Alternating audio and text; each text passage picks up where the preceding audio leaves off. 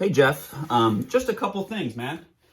One, when you're doing that dumbbell floor press, I'm going to have to recheck my own video to make sure that I didn't screw this up for you. But for now, just want to see those elbows in a little bit more, because this is going to translate more to a push-up later on as opposed to elbows out. There's nothing necessarily wrong with doing it this way. I just want to have a little bit more carryover into push-ups. So allow a little bit of daylight between your torso and your elbows, but not so much that your elbows are, perpendicular to your body. Okay, so I want, arms nearly parallel, not quite, up, and then pull back down. And you'll see that that really looks like a push-up, and that's what we want to emulate, okay?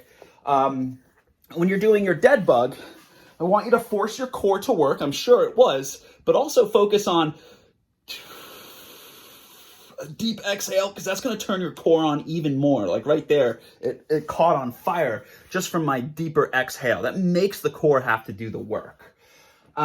When you're doing your hand bridge, it looks great. Just make sure that you're slowing your hips down and be really careful with those tempos. For that particular one, it was hips up in 1, lower down in 1, 2, 3. So 1 up, 3 down.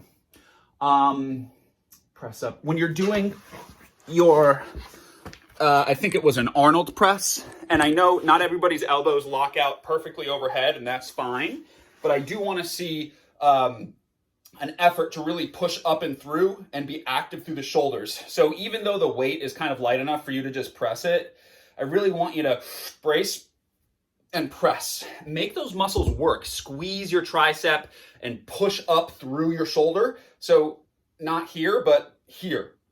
Just make your shoulder do more work there.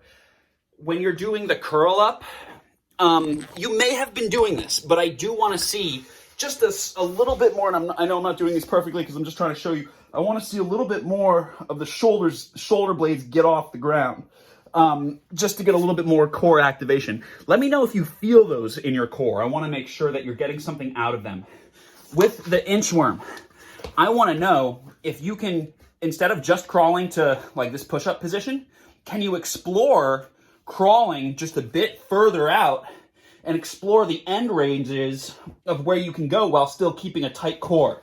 So let's just see how far you can explore going out there. Maybe what you showed me is what you're comfortable with now, but just let me know, because I want you to be able to reach farther and see where you can take that, because those are going to get you really strong.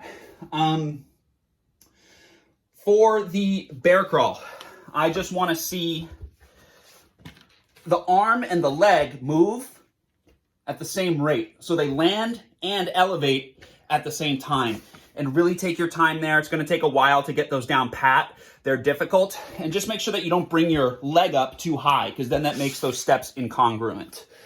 And when you're doing the countertop push-up, just make sure you're really anchoring your ribs down to your pelvis and tucking your hips underneath you so that you look like this when you do your push-ups, and so that I don't see an arch in your back. So pull the ribs down, squeeze and tuck for any kind of push-up.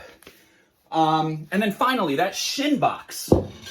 Watch the whole video. That guy might be fucking up the explanation, but I did rewatch it. He eventually gets to it. But the shin box is just here. Get a good stretch. And then here, get a good stretch. I know you were doing, this guy, which is another component, but for our purposes, to mobilize the hips, I want you to be going in this range of motion, okay? Oh boy, that was a lot all at once. Let me know if you need me to break any of that down more. All right, peace.